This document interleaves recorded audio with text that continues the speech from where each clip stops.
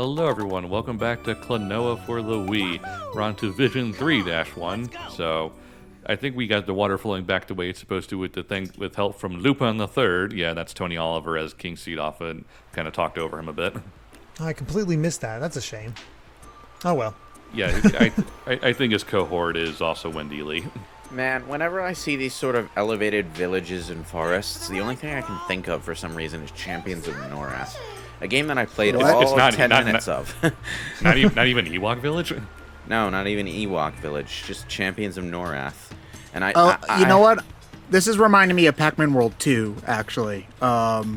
Which is, yet another game with this aesthetic that's been done a million times. But I'm just thinking Pac-Man World 2 for some reason. Probably because they're both by the same company. It was weird. I've actually played Champions of Norath, but not Pac-Man World 2.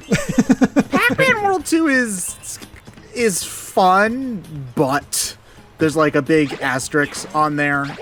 Don't bother for 100%. You'll rip your hair out. And then there's just like a 45 long auto-scrolling submarine level that just kills 45 my interest in it. 45 long. What 45 what? years. 45 inches, Minutes. 45 feet. It's not that long, but It's at least 20. It takes forever. It takes forever, yes. Yeah. But yeah, I still need to play Pac-Man World 1 because that game looks a little bit more solid. Enjoyable. But Also, we missed like 90% of the Klonoa and Hupo's dialogue throughout most of this game. I'm Klonoa and my name is Hupo. It's Sora, Donald, and Goofy all over again. I am Yeah, Clank. just This sort of- is Ratchet. Yeah. But yeah. I mean, I guess it makes But sense if just they no want to snarky dialogue introduce a this bunch time. of characters every level. So It's the sort of the trope of the young skewing Japanese games where you just always use the honorifics, like hey, I'm this person and this person. Like, oh, nice to meet you, and here's our little problem. Cool, let's do it. And I then mean, cut to the villain. I like the idea of, especially for games like this where you're going off on an adventure, like you meet a new character every episode and then you help them with your problem. and you well, go yeah, on. but there are better and worse ways to handle that. Like I brought up Ratchet and Clank for a reason, and that's because they handled it really well in the original game and really poorly in the remake. Where you can have the same kind of NPC conversations in every world, but like the remake did it all stilted and not very interestingly. But in the original game, every conversation was full of charm and character and all of that fun stuff that makes Just it don't fun mind to the fact watch that a Ratchet's cutscene. a complete jerk in that game. I'm Yeah. actually reminded, the way this game does it reminds me a lot of Pokemon, the Pokemon anime, where every Oh, episode Ash meets a new friend and then that friend disappears and we never see them again. That just reminds me of it's a screen grab from Inuyasha for one of the filler episodes, and it does the typical anime thing. It's where it shows the crew leaving on their big demon cat thing and flying away. So it's like the filler character. It's like, well, it's like, bye, thanks for helping. We'll meet again someday. Won't meet. Then it's just on the next panel. Just no, you're a filler character. We'll never speak of you again. Well, there is a reason that ongoing series are often written like that, and that's so that, okay, you don't need to know Pokemon's ongoing plot to just casually jump into an episode of the Pokemon anime and enjoy what you see. Yeah, that's especially for something like Pokemon where they want to have, this is the Machop episode, this is the Totodile episode. They want to have each Pokemon have an episode. The best way to do that is to have that episode around that Pokemon and a human character to support it. It's not even exclusive to a franchise where they want to focus on a specific existing thing. Like, if you have a general idea who, for example, Sherlock Holmes and Dr. Watson are, you can jump into literally any Sherlock Holmes story you want, and you're fine. All right, all you need to know is who the main character is and what their general thing is. That's one of the biggest appeals of any mystery type thing, be it book, TV show. I think that's probably why cop drama is one of the most popular genres of TV. really. Well, I mean, Yeah. for a good long time, I think that's changing now. Finally. I mean, I guess since the demographic is changing, like, you know, a lot of the younger crowd just isn't as interested in like Law and Well, Order it's type. Well, type we content. like the Well, serialized. it's because streaming makes it different. Yeah, You the don't, binging. you don't have to run things in syndication. You don't have to worry about people missing an episode, so you can't have a super long ongoing. Yeah, that's that. There's definitely an appeal there. Like, one of the things that made the Daredevil Netflix show so interesting was that they didn't have to divide up the story between episodes. They knew that they were making it for a streaming service, so they made that show like pretty blatantly to be binged. And a lot of shows are kind of made to be. That's Netflix's entire model, and it's kind of starting to bite them in the ass. yeah. a Well, little bit. it's kind of weird though, because we also have had some ongoing series that are also meant to be episodic, kind of like The Mandalorian. Most of The Mandalorian is very episodic. Like, that doesn't need to be binged, you know? Yeah, Like, and it's, you know, delivered, not binge, but it's also an interesting observation there where, you know, whether it's Mandalorian or WandaVision or whatever, people are talking about it much longer than they talk about any given Netflix show because, well, everybody You have binged to it in that watch it first every weekend week. and the conversation's Yeah. over. Now we Yeah. actually have an episode to talk about each week. yeah. Which is interesting because I think that's as much as I don't want to say I'm giving credit to it, but I think that's something studios are learning a little bit from the rise of kind of the anime boom in the mid to late 2000s. I wouldn't be surprised about where that. that conversation can keep going for a long period of time. Yeah, The Mandalorian is an interesting case for sure. Like, it does work as a binge show. I know because I binged it because I came into it late. Same. But it does have its ongoing plots that make it rewarding to binge. But you're right, it does have more of an episodic bent in its presentation as well. Comparing it to anime actually is not inaccurate. Like, I think we're getting to the point where a lot of Western creators are now creating stuff, and those creators grew up with anime. Because anime... Anime and video games. Anime and video games, yes. Because, like, anime became really popular over here, like, late 2000s, I would say? Like, other than Dragon Ball. It started in the mid 90s and it kind of ballooned really quickly in the mid 2000s. Yeah, I think Thanks, mid-2000s Toonami. where it got huge. Yeah, Toonami seriously. was kind of the big force behind it, but obviously the first ones were Sailor Moon, Dragon Ball Z, and early 4Kids stuff. Yeah, but those, I think, were kind of treated as one-off phenomenon, Sort of. It was kind of a weird thing where, well, this kind of started even earlier than that with Power Rangers more than anything. Power Rangers is functionally an anime. you Yeah, know? so Yeah. it's one of those things where I think you could see where it was going if you were savvy enough. I think it was just, a lot of the older TV producer types just didn't know what the hell it was. oh yeah. was more the thing, so. Are you saying that old white men who don't understand something wouldn't take it seriously? I mean, Haim Saban was on the ball with that, so. I mean, although I say that only for Power Rangers. If you watch the what was supposed to be Saban Moon, is just that was a disaster waiting to happen. Oh, that's the Power Ranger Sailor Moon, right? Yes, where they got the license and they just changed everything about it, and it was going to have like live action segments, and there were literally Sailor Moons in space, like on waveboards and shit. What? Oh, you've never seen Saban Moon, Derek? I No. don't believe I have, no. Oh, we're gonna have to show you that after It's this. a trip. I think I've seen it like once a long time ago, so it's fuzzy. But it's I know that Yeah. there was a live-action tokusatsu version of it. No, it's not that. It's not that? No, it's I mean, not this that is at also all. the Which- same which- Saban who did the whole Wait, you mean Turtles they were Next doing Mutation. they were American doing a version, yes. Power Rangers version of Sailor version Moon, yes. of that Tokusatsu Sailor Moon. Like, so imagine, like the like white Serena who like goes to high school and it's Beverly Hills and suddenly 90210 she's a and Japanese shit. girl in a sailor outfit. No, it's not. No, it's not even that. They made American animation for it too. Oh no. What? yeah. It's honestly that's just like what's its face. There was a pilot episode for it, obviously, because that's where we got what footage we do have from. But no one's been able to find the actual thing. I'm imagining like the Sabrina the Teenage Witch 90s version Sailor Moon. You're not far off. And it just seems like the worst thing I could and this is coming from somebody who like takes a guilty pleasure from the old Sabrina the Teenage Witch like kind of TV show, because like Salem's great.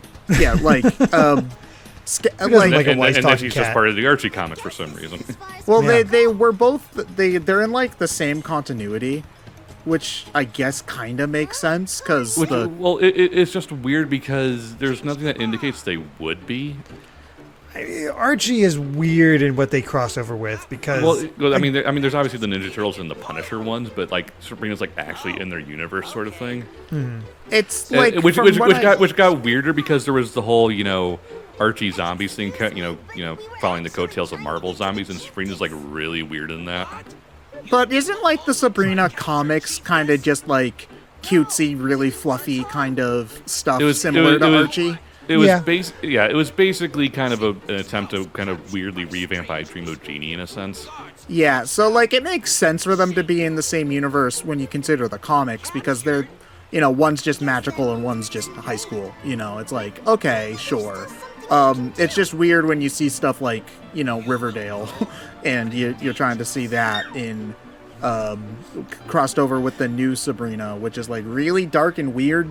I still need to see Chilling Adventures of Sabrina.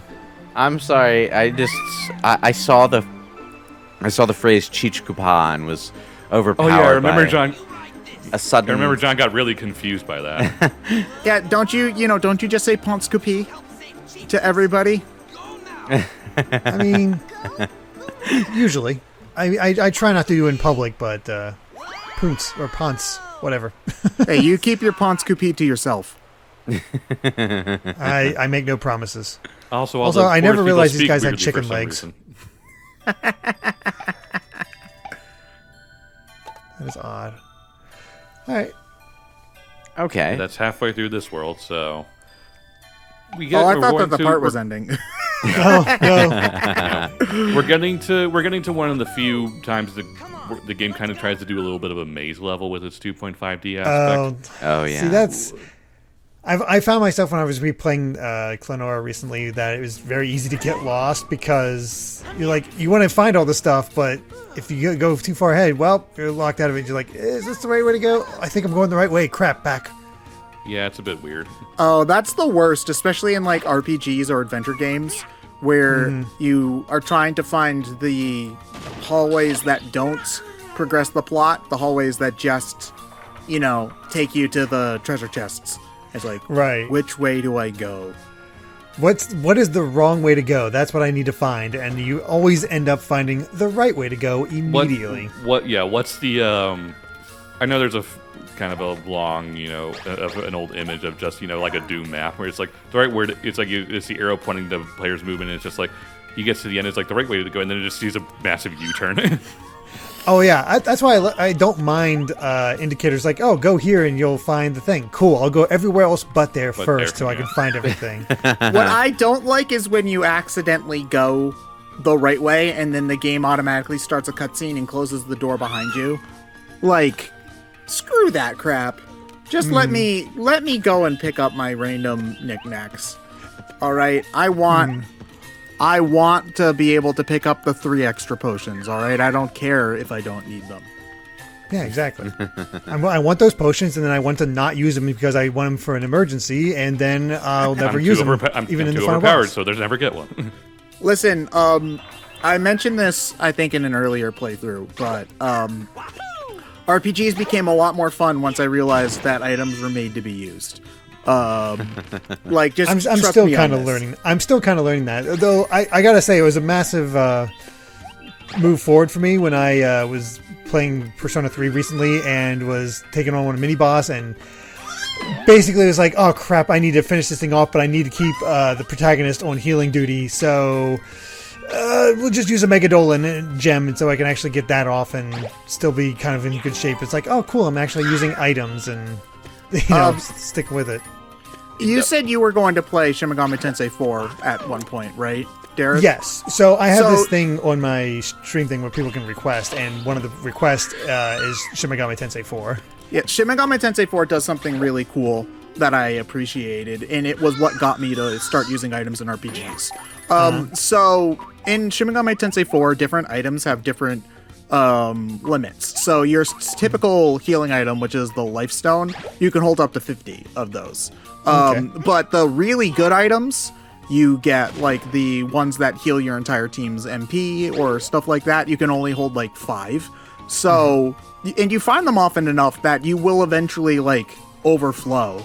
So it taught me, okay, I need to use these, otherwise I effectively waste the ones I find in future chests. And once I started doing that, it's like, oh, I'm not dying nearly as much now that I'm using these healing items that I found. Oh, I see.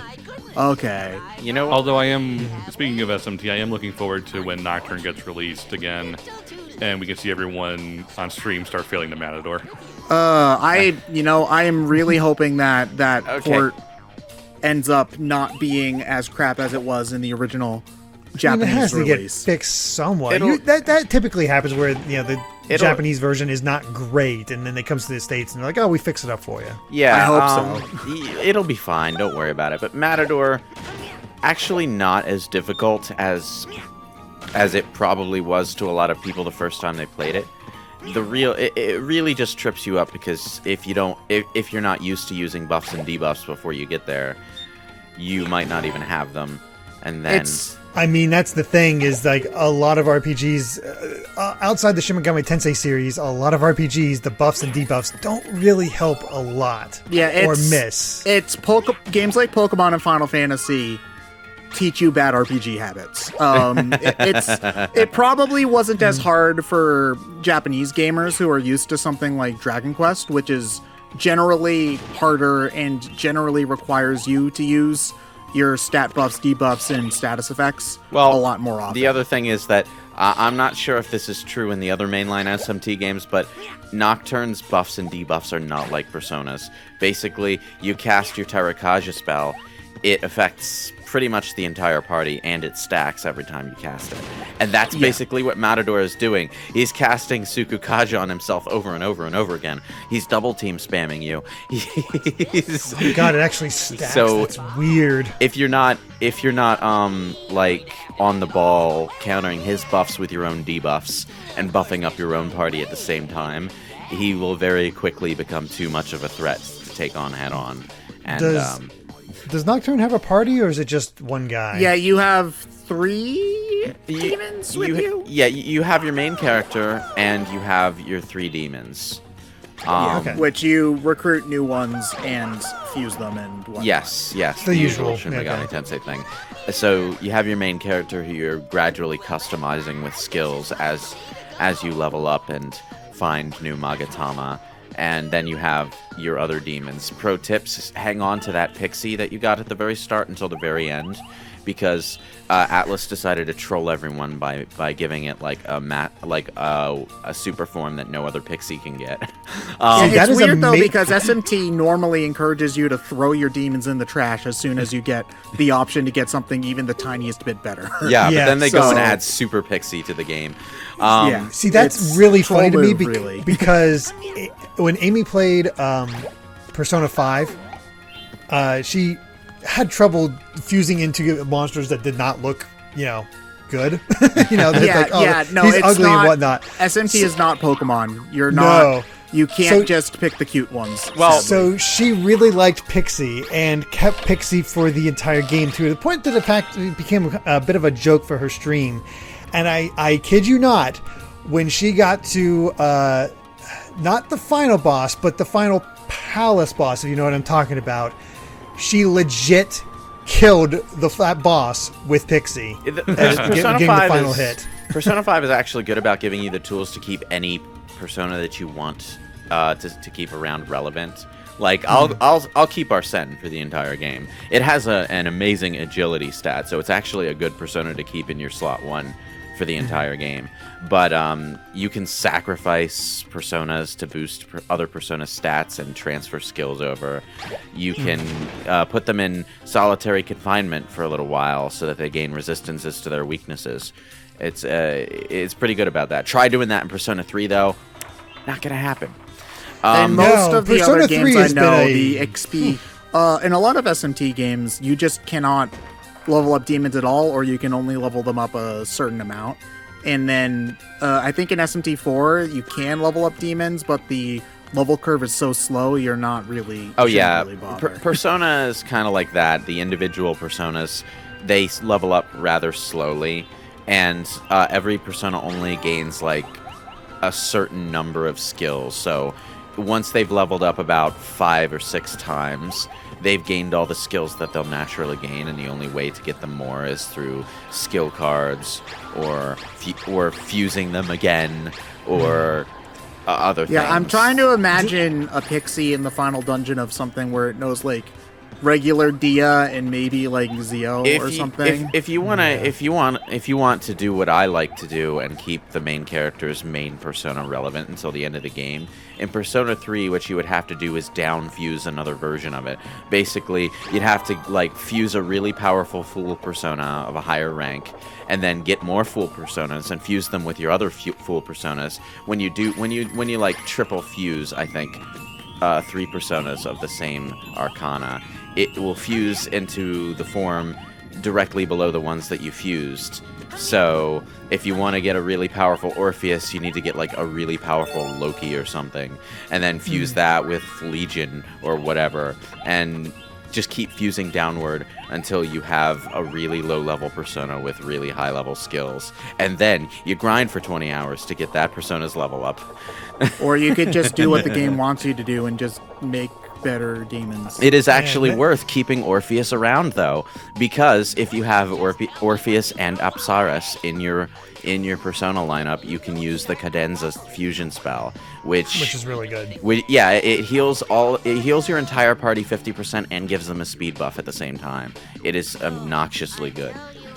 So, real quick one related to the game itself. I got 2 things. One, Ryan, I feel you so hard with the jumps that you think you can make and you just kind of slip off. That's kind of a thing with Klonoa, where it doesn't affect you, but it's just like, man, you just slip off more than you think you would, and end up using the float move. Second, what the heck was the wind thing you did? Oh, the stupid wind move? The stupid wind move. Yeah, I still don't know what that does. It's Because I don't think that was in the original game, not that I was aware of anyway. No, it's new to this version, I think, and I still don't know what it does. I was told that it slows enemies down, but I can't notice any slowdown from them.